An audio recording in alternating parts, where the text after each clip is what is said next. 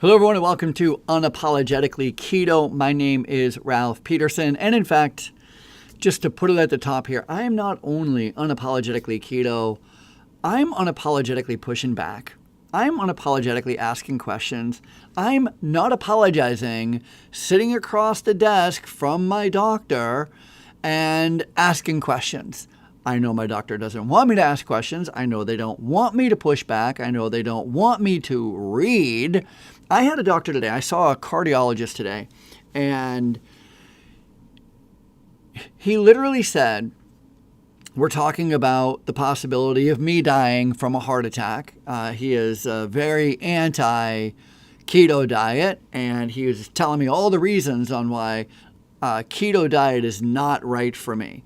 And again, it's a VA doctor, and I think all VA doctors, probably a lot of doctors anyway, they really truly believe this. And I need to point this out too, because Louise had pointed this out to me. We went for a walk earlier, and I was talking to her about my experience with this new cardiologist that I saw today, and just how heartbreaking it is. It was disappointing to once again meet a new doctor talking about, you know, my heart and cardiology and looking at all the things, and for them not to be curious.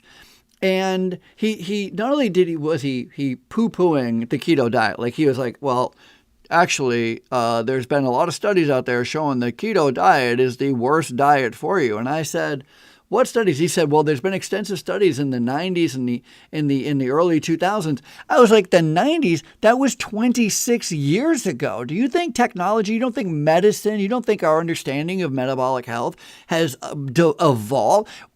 I didn't say this, of course. I want to. I want to go, have you not read a textbook or a book on the heart since 1990? Because if that's the case with peace and love, maybe it's time. Maybe it's time to grab a book. I can recommend a few. The Human Heart, Cosmic Heart by Thomas Cohen.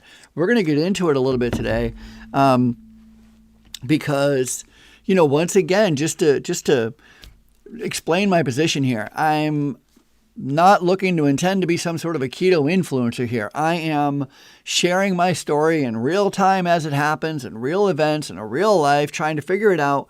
And I also should let you know that I spent a good 40 of my years, 30 of my years anyway, overweight. My highest is over 350 pounds. I drank a lot of it. I was a pretty bad alcoholic for a while. I smoked for 15 years. And so at some point, you know, you kind of, at some point, hopefully you get the opportunity.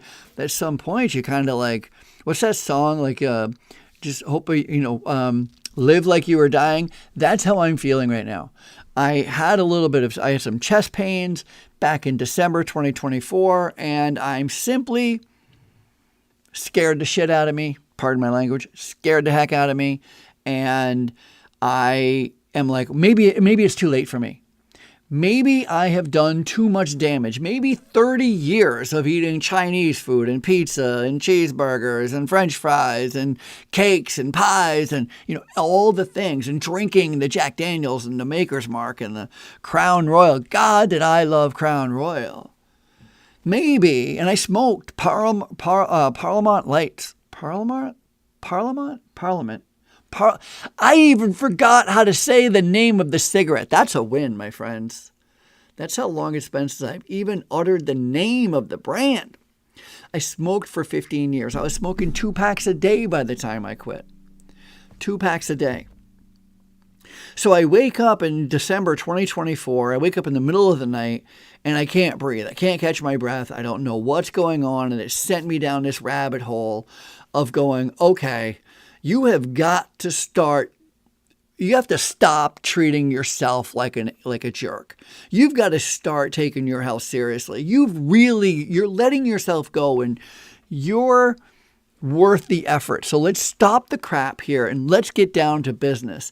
And that January, my friend Devin, he's the one who introduced me to the keto diet, the ketogenic diet.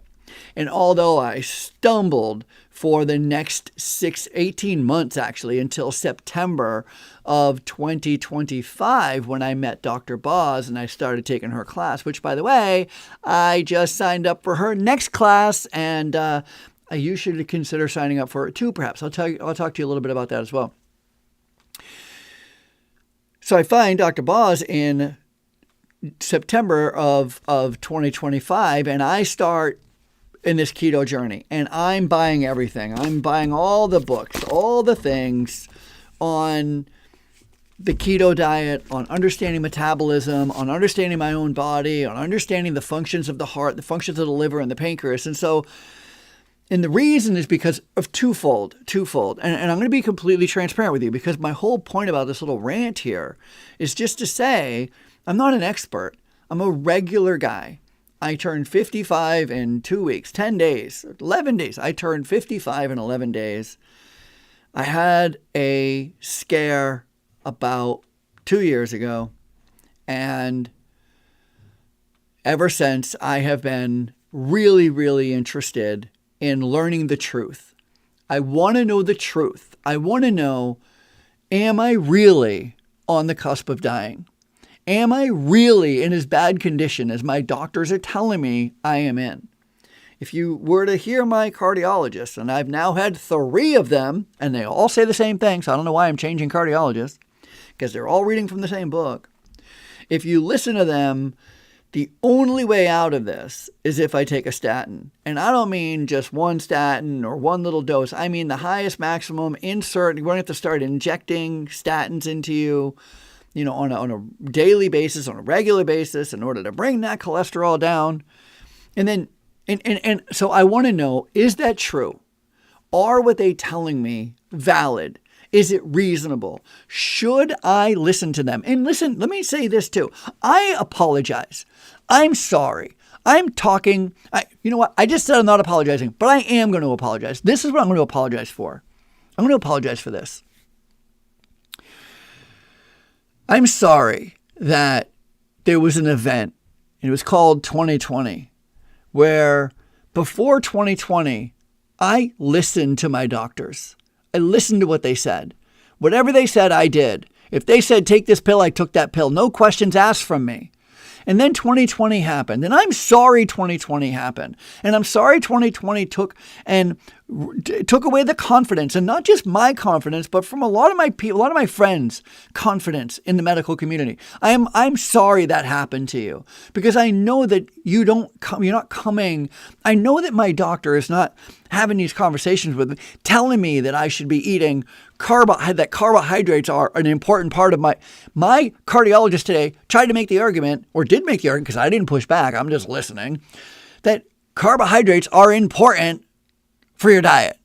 I want to scream. I want to be like, tell me what nutrient, name one essential nutrient we get out of carbohydrates. By the way, it's 0. There aren't any, from what I understand. But I didn't go to medical school. So fair. All I'm doing is reading over here. And I'm biased. I'm only reading these books, right? Like, people are always pointing that out to me too. They're like, you're getting the information just from those books. What about all the other books? Well, forgive me, friends. I can't read every single book, certainly not in the small amount of time that I've been doing this. But I sincerely appreciate how much it must suck to be a doctor right now and have everybody coming in like me who's reading up a storm and pushing back on everything you say. It's got to suck to be a doctor where you were once the pinnacle of the community. Everybody believed everything you said because you're a doctor, because you had the moniker, because you went to the college, and everybody revered you as not only the smartest person, but I was raised to revere doctors as if they were ministers or priests or rabbis. We saw them as godly. You can rely on them to heal you. If you're in emergency, if you're in trouble, go find a doctor. They will help. Not only will they help, but they'll be able to. They'll have the answers. And so I know it's going to suck to be a doctor right now, because 2020 exposed, you know what? You don't have all the answers. And worse that you don't have all the answers, you haven't been forthright. You haven't been honest with us. You haven't been honest with us going, hey, I don't know everything. You got to do your own research. I have never Never had a doctor say to me, this is what I heard, this is what we were taught, this is what I think based on my experience, but here's some articles, here's some books, and maybe a trip to the library just so you can get some more background information for yourself would be helpful in enabling you to make that decision. I'm getting excited.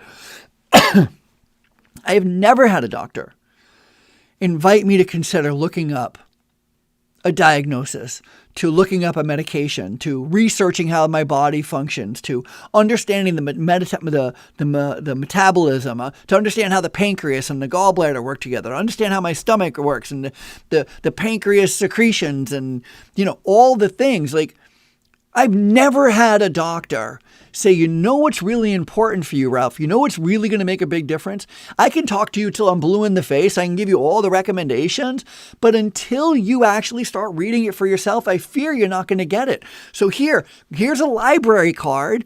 Go start doing a little bit of it's important for you to understand your body. Just go ahead and do it.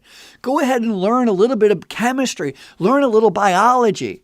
Learn a little bit about your mitochondria and maybe explore what a ketone is and what a carbohydrate is and what glucose is and how insulin is the dictator of food noise and GLP-1 and GIP-1 and ghrelin and leptin. And never once have I had a doctor say that. And do you know why I've never had a doctor say that? Because a doctor wants to be, and now I'm cynical. But a doctor wants to be the one with all the knowledge. They want to be the smartest person in the room. And I appreciate that. I have my whole life wished I was the smartest person in the room. And sometimes I find myself thinking I'm the smartest person in the room. And it feels great. It feels great to think you're the smartest person in the room until somebody pipes up in the corner and you realize, shucks, not as smart as that guy, but I was close for a minute there. I really had it. I thought I was the smartest person in the room. I really think that we all need to take a step back from believing and listening to anyone. And I don't care if it's the minister or the store clerk or the store clerk telling you, this is the right food, or your dietitian or your doctor or your lawyer or the police officer. I kind of don't believe anybody now.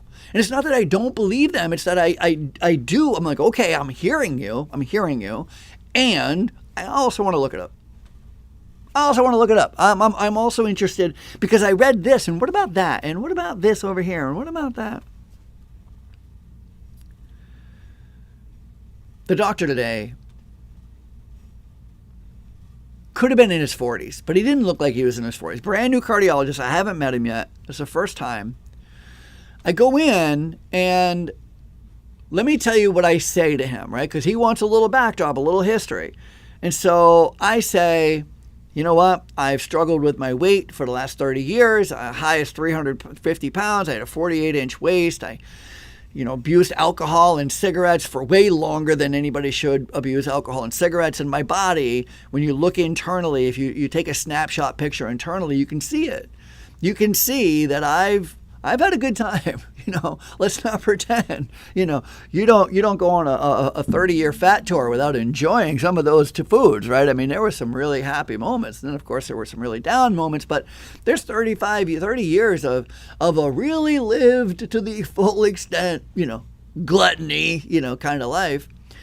But I've got it under control. I've quit the smoking. I mean, this is my 25th year. Listen to this. April 19th, in just a couple of weeks, will be my 25-year anniversary. Do you call it an anniversary? Anniversary on quitting smoking.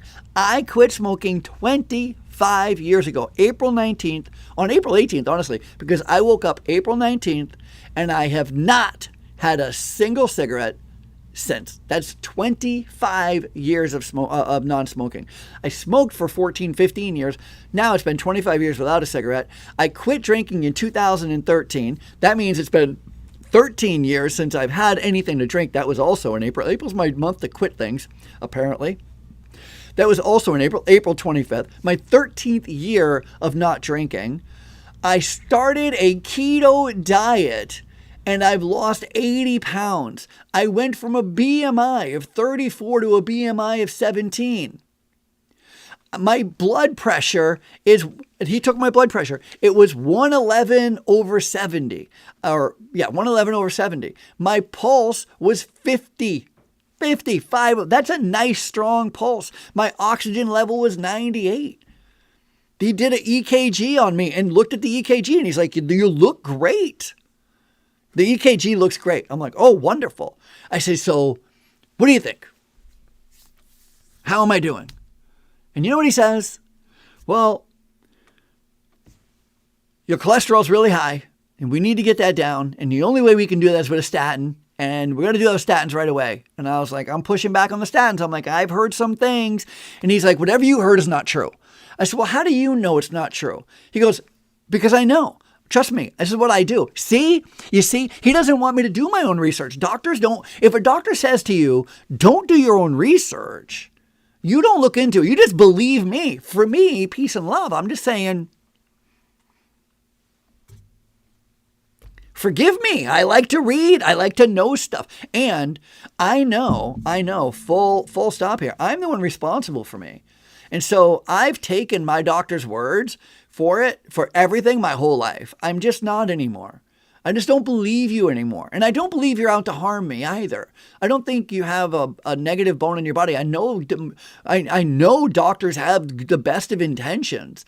But they also have lives and they have families and they have long commutes to and from work and they have money issues and bill issues and mom issues and dad issues and brother issues. And you got to go to the Seder tonight and, getting the kids in the car and getting them all into seatbelts. I mean, I know they have lives. They're very busy and I understand why that they're not going home and picking up a stack of books and sitting on the couch smoking a pipe and just really interested in the literature. I know what it's like to just learn what you learn, know what you know, and rely on it. Maybe we're attending a conference once or twice a year and getting some, continuing education credits. I get it. And with peace and love, because I get it, please allow me to go, all right, well, let me share you some of the things I'm reading. But he doesn't want me to share some of the things I'm reading. He says the books that he read back in the 90s said that, you know what he said? And I don't know if this is true or not true. I'm going to bring it up to ChatGPT and just ask, because it seems a little odd to me. But he made this statement. He goes, well, maybe you don't understand how cholesterol causes heart attacks. And I lean in a little bit because you know what? That's at the heart of the whole thing here, because I don't understand how cholesterol causes heart attacks. So I'm leaning in. I'm like, please tell me. I want this answer. I would love to know this answer. And he says, well, maybe you don't know this, but cholesterol is sticky. I said, it's sticky? He goes, yeah, cholesterol is sticky and it sticks to your arteries. And then because it sticks and it causes, once it sticks, it causes inflammation. I'm not making this definition up, by the way. He says that because it's sticky, it sticks to the cell wall and it causes inflammation, and then it can break off, and that breaking off travels into the bloodstream until it can't anymore, causes a blockage, and that's how you have a heart attack. And I said, is all cholesterol sticky? And he said, no. Only the bad cholesterol is sticky. The LDL, as it were. So only the LDL cholesterol is sticky. So if you have LDL, I think he said above a 50, then you're in real trouble, because that sticky cholesterol is going to clog your arteries. And then I said, well, it's interesting. I asked if he had heard of this guy named Thomas Cohen. And he said he hadn't. And he didn't say he hadn't. He went like this. He went, no. As if he could be bothered to read Thomas Cohen's work. I mean, he's got life and family. Like, you don't really want him to be up to date on medical stuff. I mean, why are you, Ralph, you're being unreasonable. Like, that's the thing. Like, the takeaway for me today is he thought I was being unreasonable. I'm like, well, did you read this book do you know who Dr. Fung is? He's like, I don't know who Dr. Fung is. I'm like, okay. Well, I would just say that there are some other competing theories on why cholesterol or why there's buildup in the arteries, and it really has not much at all to do with cholesterol. And, you know, he kind of wanted to tap me on my head, like, oh, dear boy, you're so, he said, you know, there's a lot of literature out there. I almost said, how do you know? Because he's clearly not reading any of it. But he's like, there's a lot of misinformation. There's a lot of misinformation out there, Ralph, and you've got to be careful. You've got to be careful of where you're getting your misinformation from. Because not all the information is coming from somebody like me, the doctor, who knows everything. And, you know, again, I'm not pushing back at all. The other day, my friend Devin, friend of the show, I was on the phone with him. I was at lunch at a restaurant in Washington, D.C., or maybe I was in Baltimore the other day. And I ordered a cheeseburger and without a bun. And I didn't think of anything else. I'm just like, just give me a cheeseburger without a bun. And they bring it and it has French fries and it has ketchup and it has like all these other little accoutrements. And I'm like, my bad, because I was on the phone. I'm like, I should have said no fries. You don't need to, you're wasting it on me. I don't want to waste food, by the way. I know at first, when I first started keto and, you know, you wouldn't get the sides, I'd be trying to get something extra. I'm like, well, if I don't want any sides, can I get another hamburger patty, right? And everybody's like, no, I mean, we could charge you for another hamburger. You can't substitute hamburger patties, apparently. How about a chicken, a chicken breast? Can I substitute a chicken breast? Can I substitute fries for a chicken breast? The answer, by the way, no. And then I'm like, well, then I'm just going to get the fries and I'll just throw them away because I'm paying for them anyway. Okay, so that's what I was when I first started keto, but I've relaxed. I'm like, you know what? I don't like wasting food. I don't want to waste food. I am not eating the fries for me. It's not about them. So I usually would say, no extras. You can keep the fries and all that stuff. But I don't this time. And so instead, so I eat the burger and then the guy comes back, the waiter, and I'm like, I'm so sorry. I should have told you about the fries, but everything's good. I just want to check. And he goes, oh, you don't eat fries? You're not eating carbs? I go, no, I don't eat carbs. And he says, well, I'm a runner. That's what he said. By the way, this is a trait of all runners. I am a runner. I know. Look at my little running company, the Palmetto Running Company. Great shoe store. I know what it's like to be a runner, and I know that runners brag. How do you know that somebody's a runner? Or, how can you tell somebody's a runner? You can't, but if you wait a minute, they'll weave it into the conversation. That's just how we are. We're braggers, okay? It's how we are. I know. I am. You are if you're a runner. It's true. Okay. So he says, well, I eat carbs, but I run a lot, and so I use carbs for fuel. So Devin, I'm having my headset in with Devin, and Devin says, Ralph, you got to tell him right now that you're a runner and you don't run on carbs. And I go, Devin, I'm not saying that. Come on, he's like, come on, you got to attack. You got to get in there. You got to, tell him that he doesn't need carbohydrates. And I'm like, peace and love. That's not my battle. I don't want to fight anybody. I'm not interested. You know what? If you think carbohydrates are essential for you or they're the best thing for you for running, well, peace and love. Great. You know what? I ran on carbs forever. Of course, I was 300 pounds when I was doing it. I wasn't 180 as I am today, right? Like, I'm not 180. I'm probably more like 185 today, not 180. I want to be 180, and I don't know why.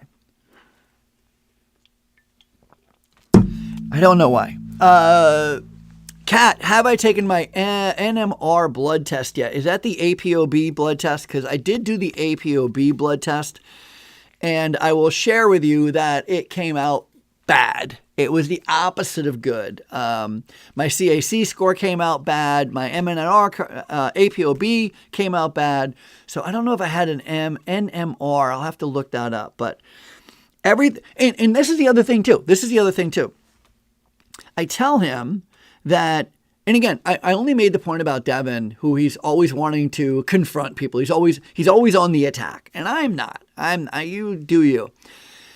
But I want to be more like Devin sometimes. I want to be the one going, are you kidding me? Like, what about I want to draw the conclusions for them. I want to sometimes speak out. I know it doesn't get me anywhere, so which is why I don't generally do it. But so I share with him my CAC score, my APOB score, and my cholesterol's at 597. So, all of these factors taken in, and he goes, and he's looking, by the way, I have heart disease. Okay, so let's also put that on the table. it is true that I don't have heart disease. Well, I have disease in my arteries, right? So I did have a cardiac catheterization where they went and they did identify that I do have plaque buildup, moderate on one side, mild on the other. He, again, today reiterated some are calcified and very hard and others may be soft. And the soft is, of course, the most dangerous because it can break away and start floating and get lodged somewhere. And, who knows? On my way upstairs after today's show, maybe I'll, something will happen. You never know, right? Like you got to live like you're dying. I don't remember who wrote that song, but that's kind of my mantra right this second. But he says, look, prior to doing carnivore or keto, which started for me in early January of 2024, he's like, your cholesterol is at 240 prior at that point. When you look back at your cholesterol numbers prior to December 2024, prior to January 2024, my cholesterol was like 240, which is high, but not 597, right? So he's like, and then you did the cardiac cath and then your heart scale and all that. He's like, all this is a clear indicator that keto is not working. And this is where I maybe should have spoken up. I didn't. Once again, I'm just like, I don't even know where to begin. Where do you even begin, right? But this is what I wanted to say. I feel like Costanza, jerk store. The jerk store called and they're running out of you, right? Like I got home and I had the perfect comeback. Here's the thing, though. He is saying, or he is assuming or believing that my heart disease, that the disease that I have, right, the calcification, I don't want to call it heart disease. I don't want to own that I have heart disease. I'm not going to say that. He said that there's some disease in there. Well, okay. And then he kind of made the correlation that it started when I went keto. And that can't be true because you don't get, again, my CAC score was 1,300. High is 400. So if you have 400, like from 3 to 400, that's high. 0 to 100 is low. 100 to 200, right? Like is mild and then moderate and then high, right? So 400 is high. Mine's 1,300, all right? So I'm way high, right? But the truth is my CAC score is way high because of the 30 years of smoking and drinking and overeating. It has nothing to do with the last 18 months. That's a ridiculous notion. That's a ridiculous notion. But that's where he is. And he has to be right. He has to be because he's the doctor. And when I do push back and I'm like, I'm not sure about that. I'm not sure about that.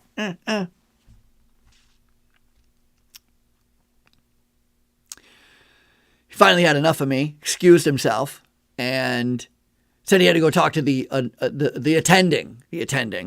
And I thought that the attending was going to come back. And I'm getting ready. I'm prepared. I'm like sitting there. I'm calm. But I'm ready to hear from some other gray-haired guy to tell me, you know what, sir, we know what's best for you, and we've done all the reading. Now put those books away and you take these medications. You know what? He might be right. I'm willing to admit that too. He might be right that maybe I should be on a statin. Maybe that is the only way. Or maybe I am knocking on death's door. Or maybe it is too late for me. Okay. I'm willing to consider it. I'm willing to be wrong. I don't want to be. Good Lord. You know I don't want to be. I just finished reading The Human Heart by Thomas Cohen, and I want him to be right. I want him to be right because what he is saying is that calcium buildup in your arteries is two things. One, not a problem because your body is using it as therapy to repair cellular wall damage or arterial wall damage for your arteries because they have been damaged over the last 30 years of drinking, smoking, eating like a jerk. You know what I mean? Like all the things, all the stress, all the, the missing the sleep, all the, 30 years of that is what's been causing the internal damage. And the body only has, again, according to Dr. Cohen, his belief, the body only has two choices when the arterial walls are getting thin and starting to, get it to a point where they might rupture. The body can choose to die, let it rupture, or it can repair it. It can build, it can add some masonry cement to the inside of the wall to patch it to make it stronger. And that is what Dr. Cohen believes is why there's calcium buildups inside the arterial walls, is because it's their body's way of repairing it. Okay, I like that. See, that makes sense to me. I grew up doing construction work. I understand patching a wall. I understand a wall not being sturdy, so you have to add a couple of 2x4s. That makes sense to me. Okay, I get that. But then he says the second thing that he believes is any time that the body creates a calcium deposit, repairs a part of the cellular or the arterial wall, it also makes up room through smaller arteries to make up for the loss of the space for blood flow. So even though the calcium deposit is taking up more space, there's little tiny these arterial veins or vessels are also now taking the work around, almost like a bypass. It's like a natural bypass. It's like your body's natural bypass. It's doing it for you.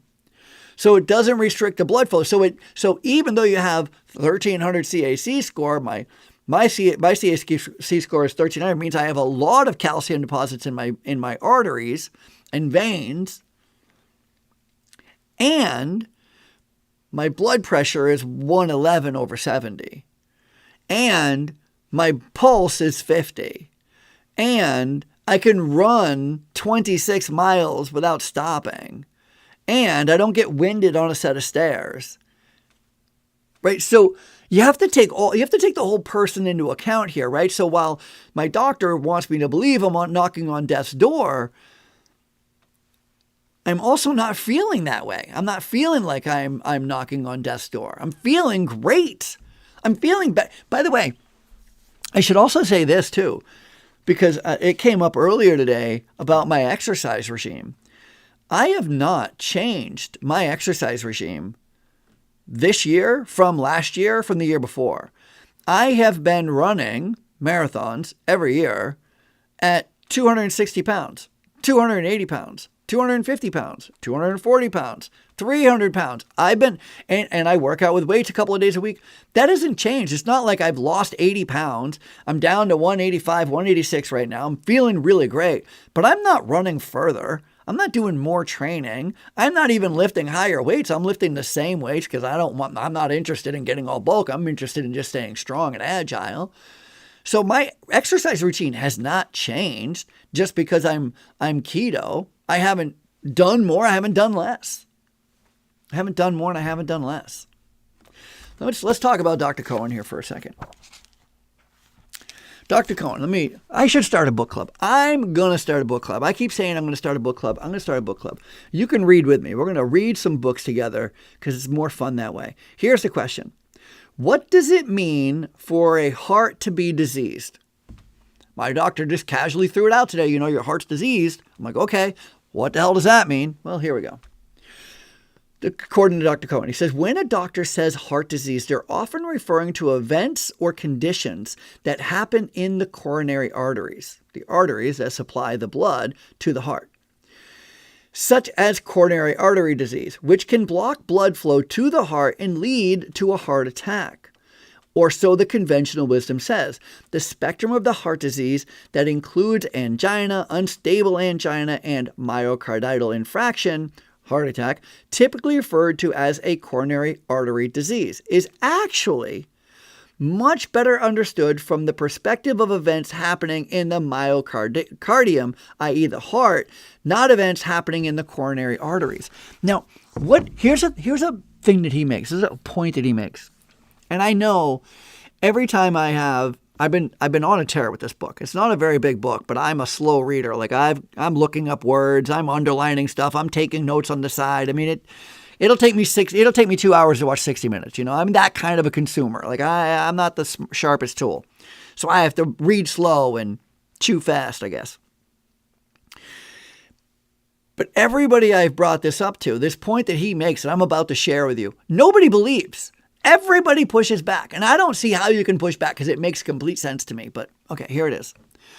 He says, how come nobody's having a hand attack or a foot attack or a stomach attack or a pancreas attack, right? Like, how come there's only a blockage happening to the heart? And once that blockage happens to the heart stops moving. How come the hand doesn't stop moving? How come you're just out for a run or out at work and all of a sudden you feel a little bit of pain in your wrist and like, what is that? And all of a sudden, and your hand dies. How come your hand doesn't die? How come blockages don't impact your hand like they're telling us they impact the heart? How come only the heart is impacted or the brain? The brain, I guess, is also impacted because of a stroke if there's a blockage. It's an interesting question. Not one that I have an answer to. I mean, Dr. Cohen has an answer to it. I don't have an answer to it, but I'm very much interested in learning more about other people's opinions and what other people have to say about it. All that to say, I'm even more invigorated, even more interested. And I don't want to make it a competition. I don't want to be like, I'm smarter than my doctor, But at the same time, I do have to take responsibility for me. I mean, once I'm all in here. I'm all in on this guy. Once I decided that I wanted to live and I wanted to have the best life, and I don't mean to live the longest, I mean to live the fullest. Some accountability and responsibility has to creep in here. You have to take responsibility for yourself. If you really want to have a great life, and by the way, I deserve a great life. I deserve to be treated the best. And it's that belief that I deserve the best. I deserve the best care, not only from my doctors, I deserve the best care from me. I deserve the best care from my friends, from my parents, from my relatives, my sister, my wife, my kids. I deserve the best. And it's that belief that starting from there that I'm really understanding that's the only way that I can show up to give them the best. Because if I can't believe that Louise deserves the best, my wife, if I don't believe I deserve the best. I probably couldn't be helpful in giving her the best if I didn't think I deserved the best. But if you think you deserve the best, and by the way, I'm a strong believer that you do deserve the best.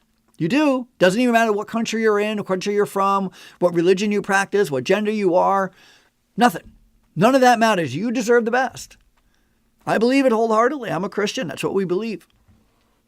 I don't know if that's what we believe. It's what I believe. I don't want to speak for all Christians, but I believe that. I believe in humanity. But I also believe in responsibility. I haven't always been the best at taking responsibility, holding myself accountable, making good choices. I haven't, admittedly. My bad. I remember the Simpsons. There was this cartoon that there was a time, let me tell you something. There was a time when I'm 350 pounds, and in order to make up for it, in order to not have my weight be the biggest thing in the room, I accommodated it with my personality. I made my personality even bigger. Like if my weight was 350 pounds, my personality was 600 pounds.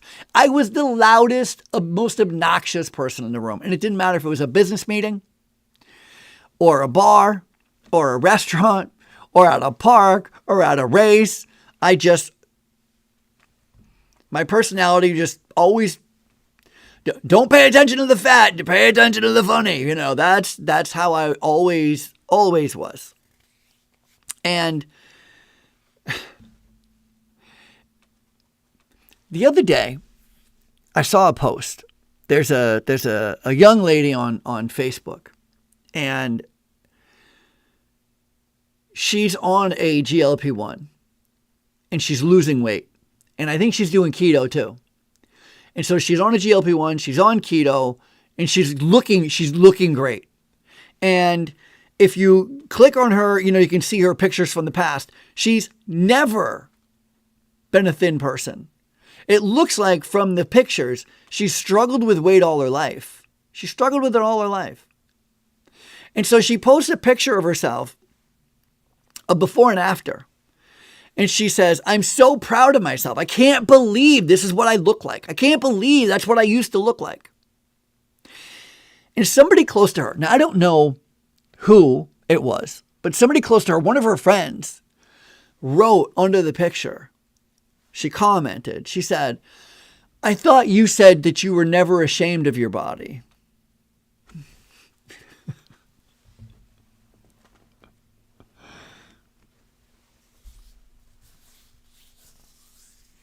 I used to say that too. I used to say that I come in the man size. I would literally make that. I would say, I come in the man size.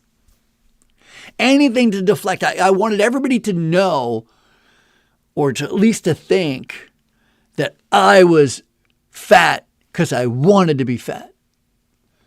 And at some point in my journey, as much as it pained me, I didn't just accept being fat. I stepped into being fat. I would eat even when I wasn't hungry. I was a chipaholic.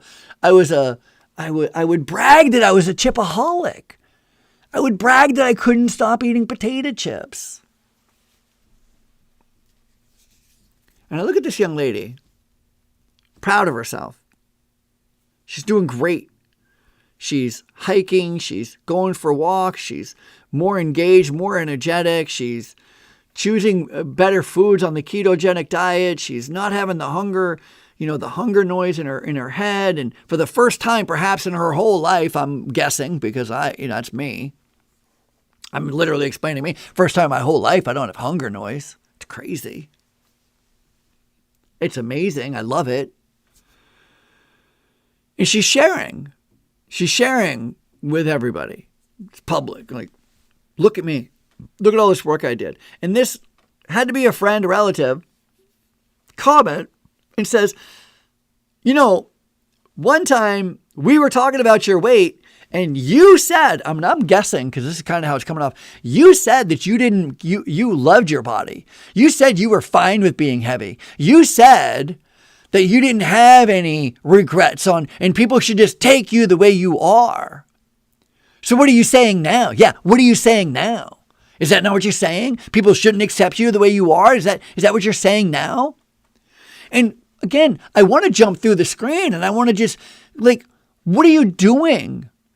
What are you doing? First of all, we could see, that's what a lot of people don't understand. And that's something that I have to wrestle with. And if you too have been struggling with weight your whole life, like me, you have to understand something that I'm learning. And it's a hard thing to understand. And it's really hard to give grace to people. It really is. They simply don't know what it's like. They don't know what it's like.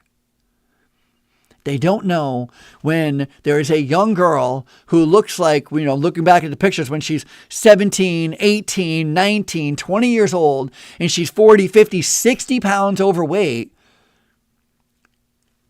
despite the smile she's putting on her face, despite the bigger than life personality that's coming out of her, despite the words of her saying, I don't care what you think about me, I love me, I accept me, despite that, she's struggling. She's in pain. She's only come to say that I accept myself for who I am because she has been defeated. Not because she chose it. She's not like, you know what? When I was a little girl, all I wanted to be when I grow up is fat. I can't wait to be fat. I can't wait to not be able to shop at all the other stores. I can't wait to have to go to a specialty store. I can't wait to have, I can't wait till I'm sweating in snow. I can't wait till I'm going out in the snow and I'm sweating because I'm so heavy. I can't wait. That's what I want to grow up to be, a fat girl. But they don't understand that, see? That's the rub. People who have never had a weight problem do not understand it.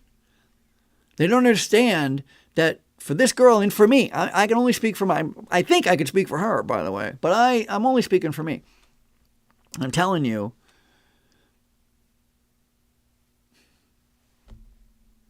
I wasn't being honest.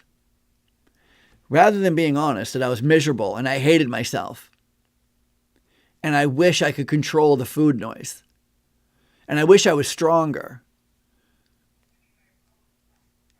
That's right. There are no happy fat people. See?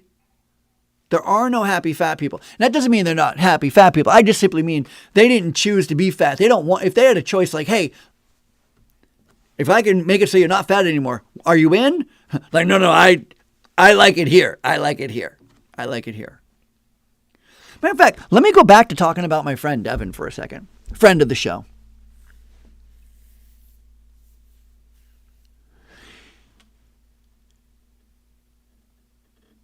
I'm not talking out of school either.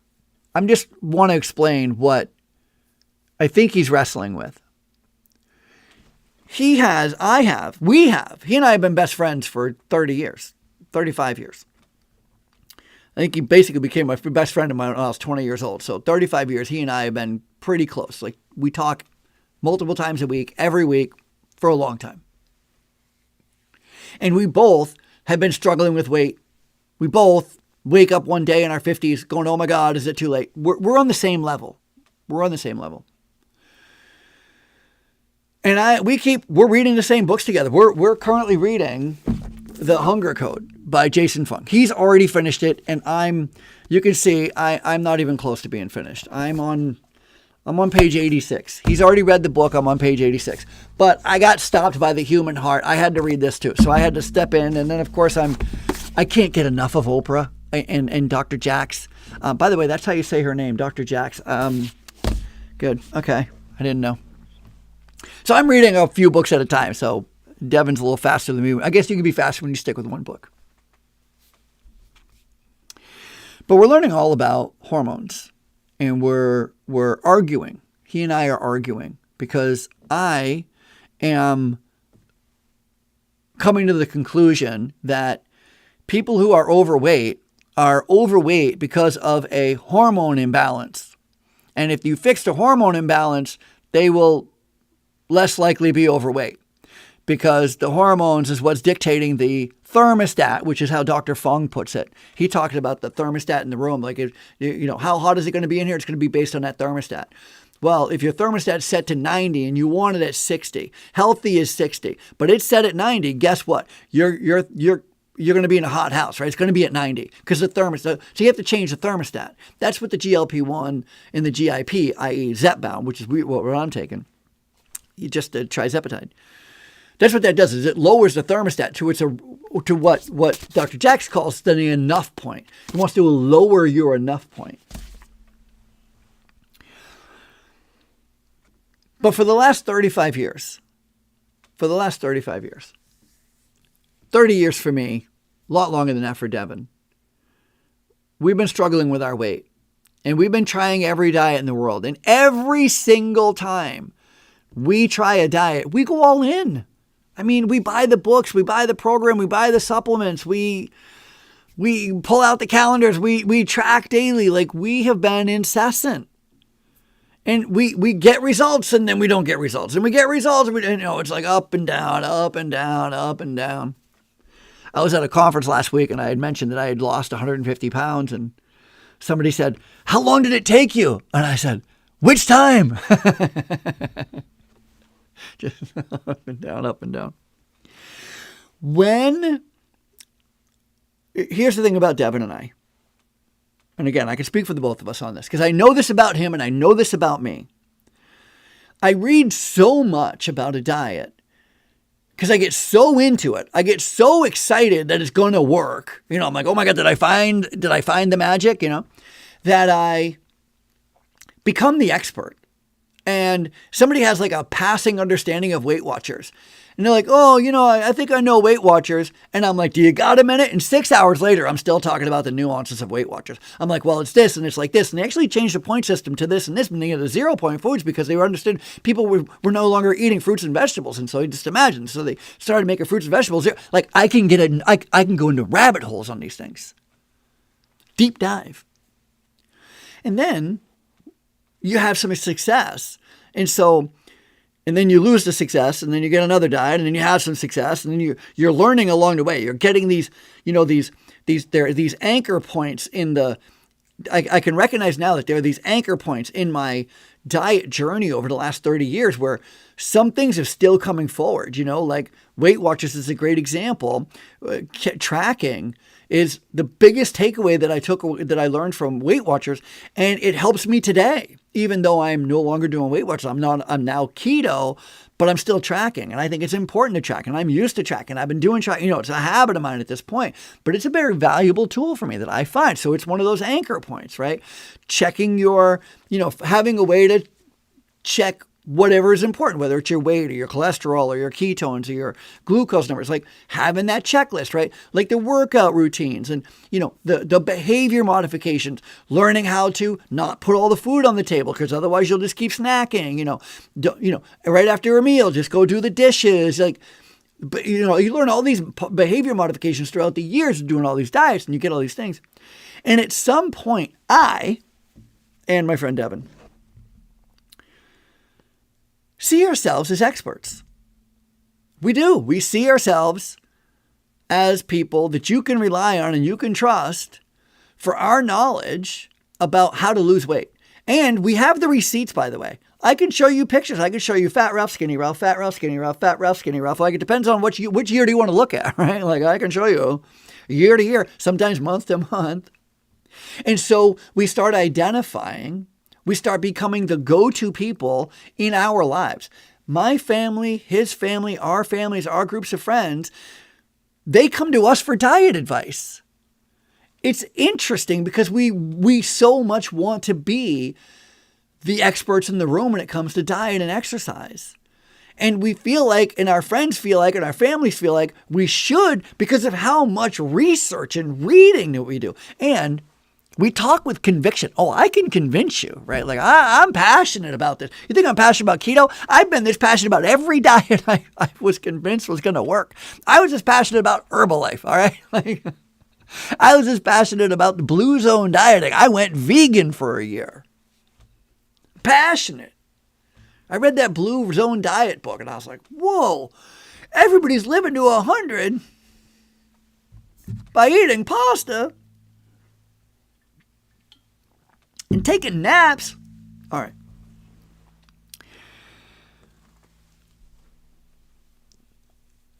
At some point, way back in August of last year, I had this big transformation. At the beginning of August of last year, I would judge people if I thought they were on Ozempic. I would. I'm just being transparent with you. I really would. I would see somebody and be like, oh, they're on Ozempic. Oh, they must be, You could see the, what do they call it? The Ozempic face. And it wasn't just me. It was kind of like, all my cohorts. We kind of just looking down at people. I was judging people who I thought were on Ozempic because it looks like they lost weight a little too fast while I was 80 pounds overweight. I, a disgusting fat body, was judging not disgusting fat bodies because I thought they cheated in the way that they did it. True story. By the end of August, I had completely changed my mind. And it was a young lady who changed my mind. A 22-year-old girl. A 22-year-old girl who had confided in me that she had started to take Ozempic. And she started to take it because she couldn't lose the weight. She was embarrassed. She wasn't feeling good. Her back was hurting. Her joints were hurting. She was miserable. She was miserable. And so she said, you know what? I'm not going to apologize about it. I know everybody's going to judge me. I know my friends are going to judge me. My family's going to judge me. Everybody's going to judge me. I don't care. I'm doing it. I remember listening to her explain her struggle. And again, what do I want to be? I want to be the expert in the room. I want to be saying like, well, this is the diet you should be doing. You know, have you ever heard of keto? By the way, at that time, I was gaining weight on keto. I wasn't in a state of ketosis. I wasn't doing well. I was 80 pounds overweight. She should not take do not take diet advice from somebody who's 80 pounds overweight. Did I tell you most of my doctors are 40, 50, 60, 80 pounds overweight? Should have added that.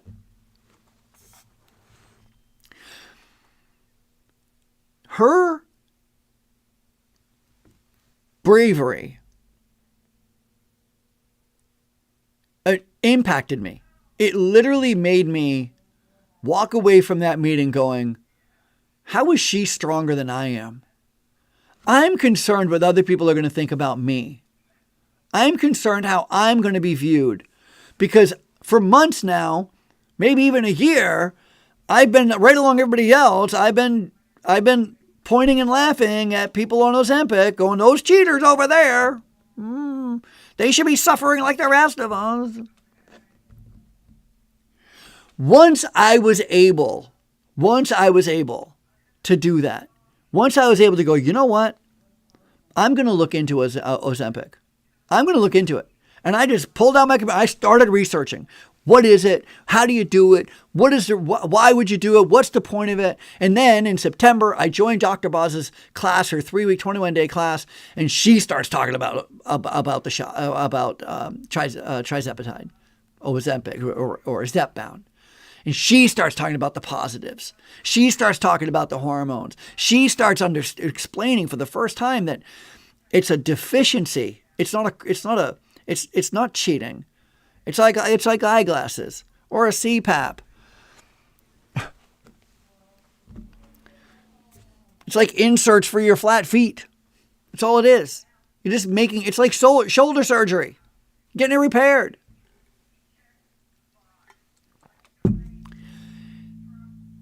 That accepting that I have to apologize to people now. You know? I wonder what it's like to be a doctor coming out of 2020, 2021, when they were forcing you to take they weren't forcing you to take the vaccine as much as they were talking you into it. They were telling you it's good for you and that it's safe. And that if you don't take it, other people are going to die and get hurt. And that the only way to stop the spread is by you getting that vaccine. And then it comes out. And by the way, some doctors still aren't admitting it. Some of them still aren't admitting it. I work in nursing homes. They have COVID outbreaks. Everybody has to wear a mask. Why? We know they don't work.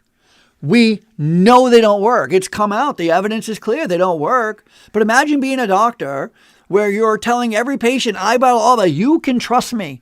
You can trust me. I know what I'm talking about. I'm the doctor. I'm the smartest person in the room. You should just listen to what I say. Now take this vaccine. And then at one point, they have to have that face-to-face conversation with that same person who might have a vaccine injury or might have died from the vaccine or had some other complication. Or even if no complication, but how hard is it for you to try to get me to take another medication after the last medication you told me to take didn't work? And all the, you should trust me out the window. That's what I was wrestling with. That's what I was wrestling with when I decided, when I met this young lady. And she shared with me that she wasn't going to be embarrassed. She wasn't going to hide. She doesn't know anything, doesn't claim to know anything, and is willing to just be embarrassed to lose the weight. I'd rather be skinny and embarrassed than fat and embarrassed. Either way, I'll be embarrassed. That's what I think was the catalyst for me. It's the thing that held me back the most from trying Zepbound was I didn't want to be embarrassed. I didn't want to admit it. I still struggle admitting it. I'll be honest, I still struggle admitting it. Because still deep down, I'm like, did I take the easy way? Is it really that it's just a hormone thing? I'd rather a broken finger. At least I can go, look, no, my finger's really broken. See, no, I really have a cast on my foot. See, I can't see hormones like that. Can't see hormones like that. All right, my friends. I didn't share my glucose and my ketones because my meter reader isn't syncing up to my meter or my phone right this second. So I will share them with you next week when we log back in. I've been doing okay, up and down with the ketones and the glucose. You know what's funny is my best ketones are after my 15-mile run. I did a 15-mile run last Saturday. I did a 15-mile run the Saturday before, and I'm at 1.5, 1.6 ketones an hour after that run, which is great. I should also add that Dr. Boz is, this is the final thing I want to talk about. Is just Dr. Boz real quick. Dr. Boz is opening, she just started, she's going to take her 21-day class, her 3-week class, and she's making it available as a 6-week class. Now, I don't know when she is going to, she made the announcement yesterday. I don't know when she's going to actually make it public to everybody, through her newsletter and all that stuff. But I was able to sign up for it today. It's only $1,000. And trust me, it'll be the best $1,000 you spend in your whole life, especially if you have a weight problem and you're trying to figure out keto and you struggle with trying to figure out even how to get into ketosis. She is saying that this is going to be the 21-day class, but just at a slower pace, taking a little longer. You still have some one-on-one time with one of her nurses. Dr. Boz is very generous. I guarantee she'll pop in now and again. I would not doubt that for a second. I'm making nothing off this. I'm not sharing a link or anything like that. I just want you to know that she has a new course coming up. It starts at the end of this month. The end of April. I don't have the dates right in front of me, but the end of this month, I recommend it. She's done so much for me, and I can't wait to. And I want to know. I want to know this stuff. I want to be the educator. I still want to be the educator, and I think that my friend Devin, one of the things that he is struggling with the most right now, is if it's true, if it's true that if you're overweight, it's because of a hormone imbalance and it's not your fault, and it doesn't take discipline, and it doesn't take harder work, and it doesn't take eat less, move more. It takes hormone therapy, and then you'll be repaired metabolically. If that's true, well then Devin has a lot of rectifying to do, because like me, we've spent decades telling everybody we know what's right. And like me, he and I were both looking down on people who were taking the Ozempic.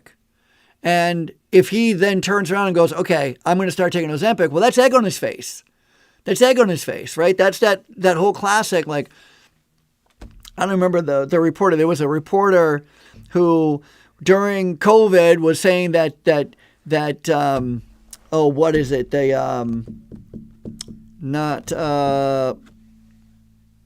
I don't know, some medication was a horse dewormer, and then years later, he's taking that same medication. And so everybody's like, well, you said, well, right? So, nobody wants to be that guy. Nobody wants to be that person. Devin doesn't want to be that person.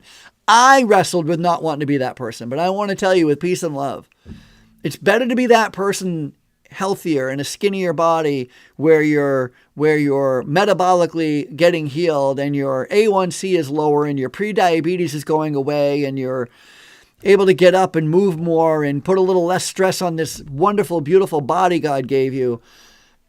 The embarrassment is worth it. The embarrassment is worth it. Final thing, if you haven't checked out my book, Adventures in Dietland, I am writing a part 2 right now, but for now, this is the original story about how I lost 150 pounds. If you're interested in it, you can get it at Amazon, Barnes & Noble, any bookstore. You can get it at Audible. I read it as the Audible. And of course, if you would like it, an autographed copy, a lot of people are just going right to my website and ordering it right for me. Go right to my website, order it for me, and I'll send you an autographed copy. I have a bunch of books there as well, not just that one book, but I think that book is super helpful. I think it's super relevant. I think you're going to love it. I think you're going to enjoy it. The writer is funny. That's me. All right, that's it. Unapologetically Keto. I will see you next week. Thank you so much for being here. See you later.